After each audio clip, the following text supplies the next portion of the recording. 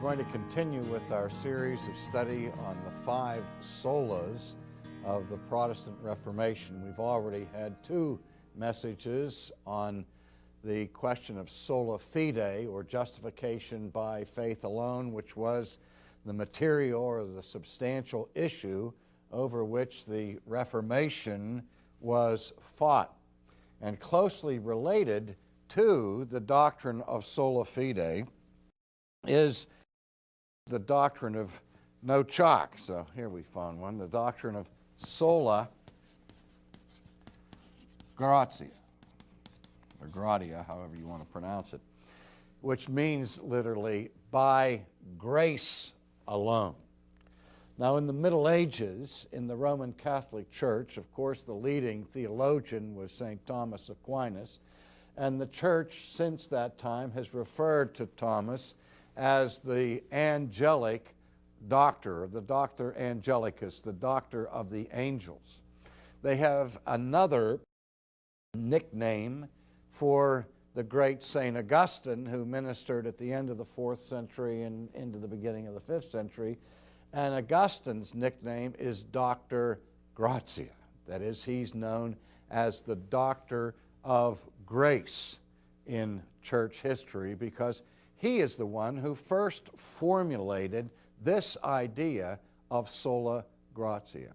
And that notion that Augustine articulated was recovered and recaptured in the Reformation by his 2 main disciples of that period, Martin Luther, who was an Augustinian monk at Erfurt before the Reformation began, and from John Calvin, who in all of his writings, apart from his citations, quotations, and allusions to passages from sacred scripture, the single individual from whom Calvin quotes the most in terms of frequency was, of course, Augustine. And so we look back to Augustine and the controversies in which he was involved to get a source of understanding of this idea of sola gratia. Before I look back to Augustine, however, I'd like to read a passage from the historical introduction to the English translation of Martin Luther's famous work De Servo Arbitrio, that is, on the bondage of the will, that was put out by the Fleming Revell Company many, many years ago. This book, which Luther wrote in response to Erasmus of Rotterdam's diatribe, is the volume that Luther himself considered to be his most important work. And the lengthy historical introduction to it was penned jointly by a man by the name of Johnston in collaboration with Dr. J.I. Packer. And it's from that introduction that I'd like to read a brief statement. Packer and Johnston make this assertion, quote, "Justification by faith alone is a truth that needs interpretation. The principle of sola fide is not rightly understood until it is seen as anchored in the broader principle of sola gratia." Now let me interrupt myself at this point. You hear what Packer and Johnston are saying is that you can't really understand the Protestant doctrine of sola fide unless you understand it against the deeper question, against the backdrop of the doctrine of sola gratia. Now when Packer and Johnston make this assertion, they're not making this out of whole cloth, because this is precisely the point that Luther was making in his book against Erasmus, that you haven't really grasped sola fide until or unless you really understand this principle of sola gratia. Let me continue from that historical introduction. What is the source and status of faith? That's the question. Or in other words, where does faith come from? And what is its status? Is it the God-given means whereby the God-given justification is received? Or is it a condition of justification which is left for man to fulfill? Now, do you understand the difference there? Is faith God-given, or is it simply a condition for our justification that God does not provide, but what we must provide in order to be redeemed? So, for example, as I think we will see, two people can both affirm the doctrine of justification by faith alone. One of them says, the faith by which I am justified is a gift from God. The other one says, yes, I'm justified by faith alone, but faith is something that I did. You see the difference? And that's what Packer and Johnston are talking about here. He says, is it a part of God's gift of salvation or man's own contribution to salvation? If our salvation, is our salvation wholly of God, or does it ultimately depend on something that we do for ourselves? Those who say the latter, as the Arminians later did, thereby deny man's utter helplessness in sin and affirm that a form of semi-Pelagianism is true after all. It is no wonder, then, that later Reformed theology condemned Arminianism as being, in principle, a return to Rome, because, in effect, it turned faith into a meritorious work and was a betrayal of the Reformation because it denied the sovereignty of God in saving sinners, which was the deepest religious and theological principle of the Reformers' thought. Arminianism was, in Reformed eyes, a renunciation of New Testament Christianity in favor of New Testament Judaism, for to rely on oneself for faith is no different in principle from relying on oneself for works, and the one is as unchristian and anti-Christian as the other. In the light of what Luther says to Erasmus, there is no doubt that he would have endorsed this judgment.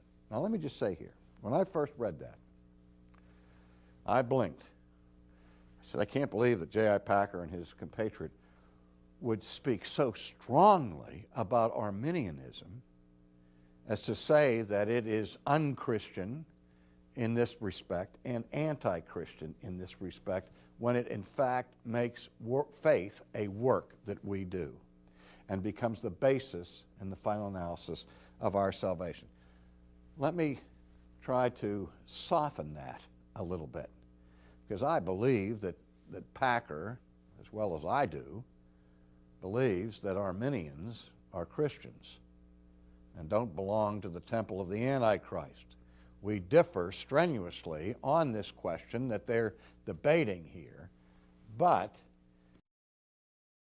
when you talk to Arminians, they shun away from the idea that the faith that they bring to the table is a righteous, meritorious work that becomes part of the grounds of their salvation. Arminians, every Arminian I've ever dealt with on this point, truly affirms that justification is by faith alone, by the imputation of the righteousness of Christ, and not by our works, even though they believe that faith is something that we bring to the table.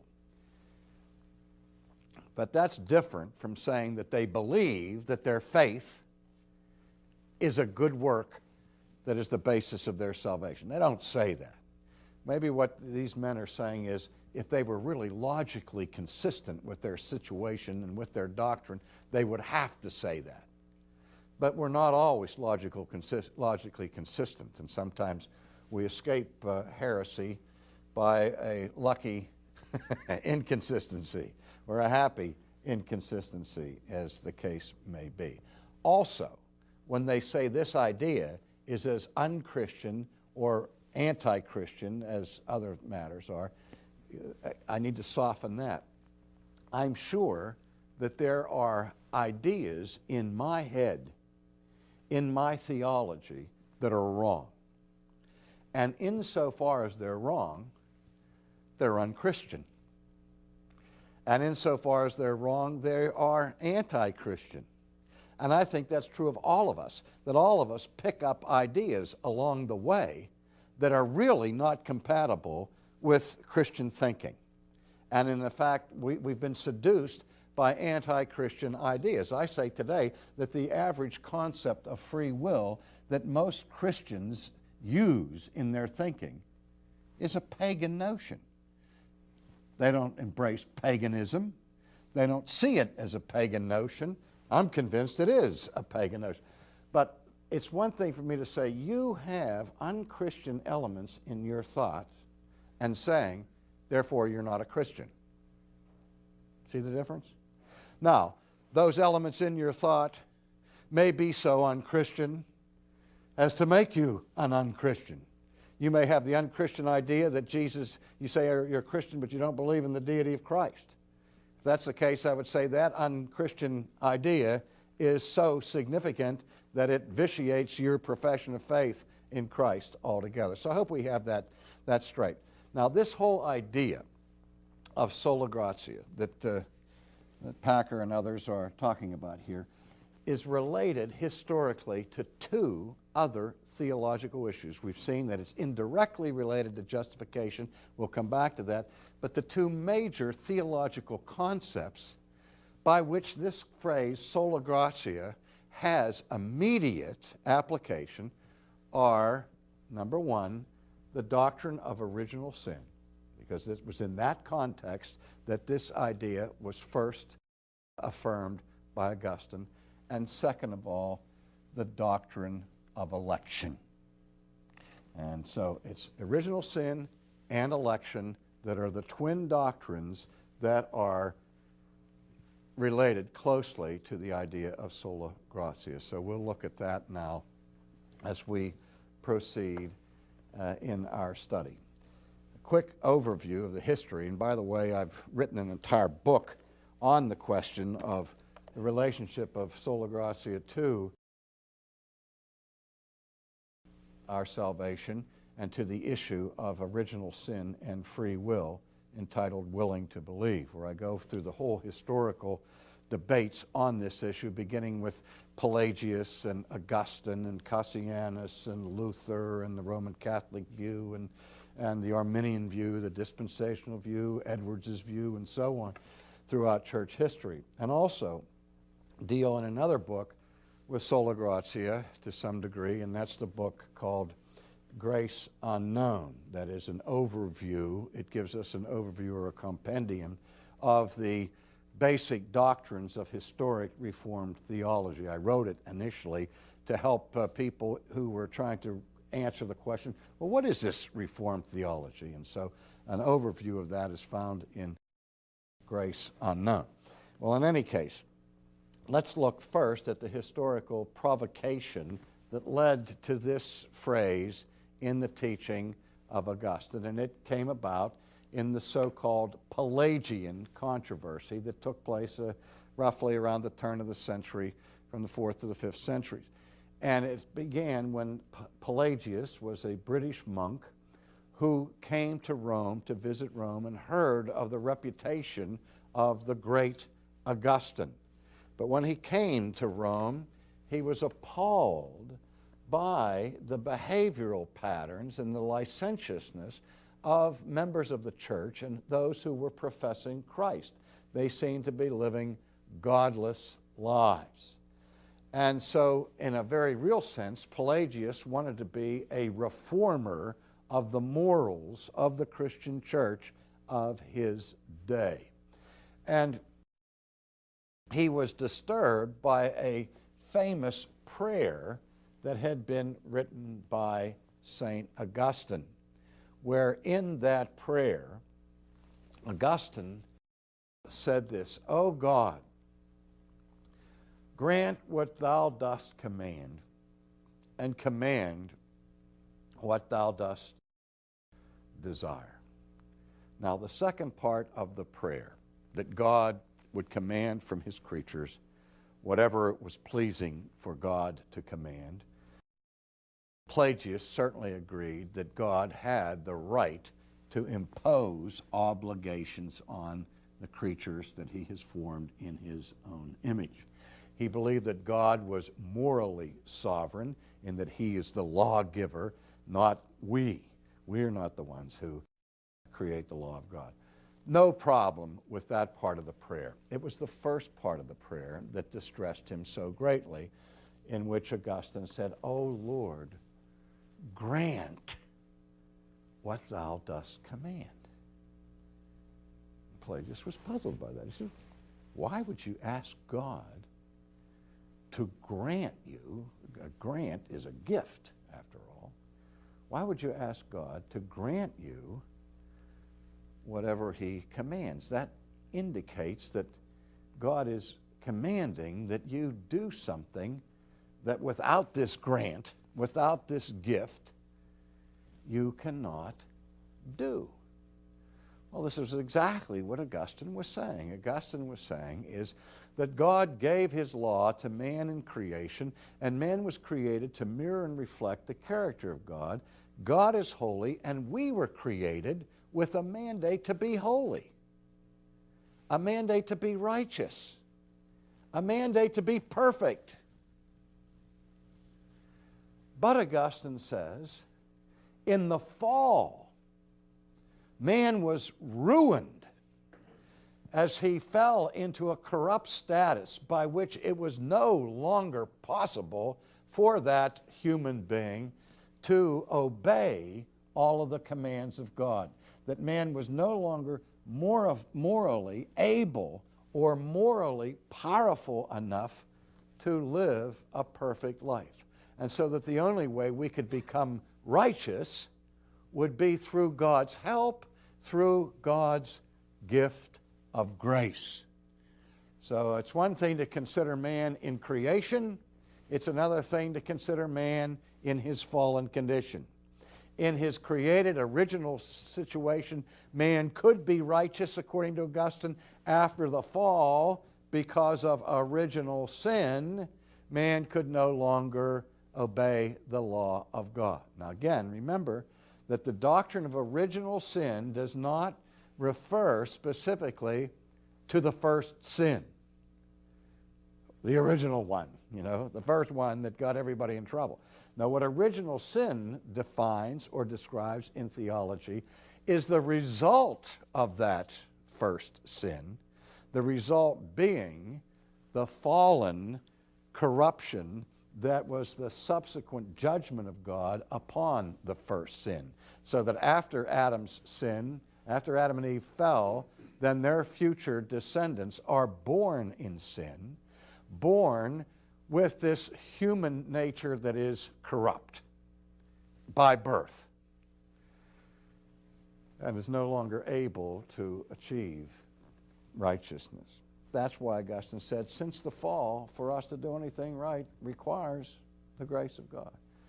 Now, this is where Pelagius objected. He said that the sin of Adam affected only Adam. There was no transfer to his progeny of the consequences of this sin. We only sin not because we're born sinners, but we only sin when we imitate what Adam did. That we are those who ape our original father when we sin. But Adam's sin did not do anything to change the constituent nature of humanity. We are born today in the same condition as Adam was when he was first created.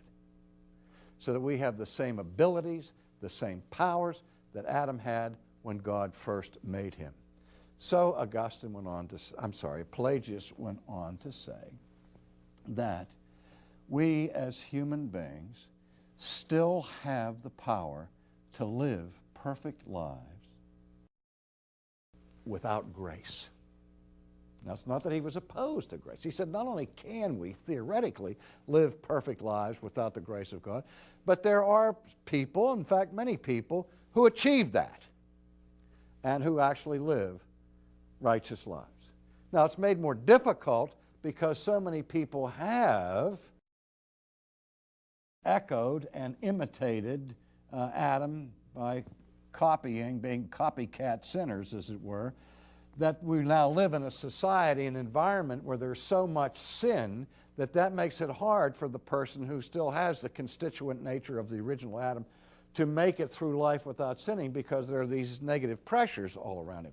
But still, the ability is there. The moral ability to perfection remains in the soul and the heart of human beings since Adam. Now, he went on to say that grace helps. He wasn't opposed to grace. His concept was this, that grace facilitates living a righteous life. And of course, the word facilitate means to make easier. But grace, Pelagius insisted, is not necessary for a person to be righteous. So that was the issue, and that provoked so much of Augustine's insightful teaching on the fall of man and on the doctrine of election or of predestination. Now, as a result of this conflict, the church of that time roundly and soundly condemned Pelagius as a heretic and completely rejected Pelagian theology, not only in the 5th century, but again in the first 3 canons of the Council of Trent in the 16th century. The church reaffirmed its judgment against Pelagianism. And in fact, in the 5th century, the church ruled in favor of St. Augustine vis-a-vis Pelagius. And the principal idea of Augustine can be summarized with these words: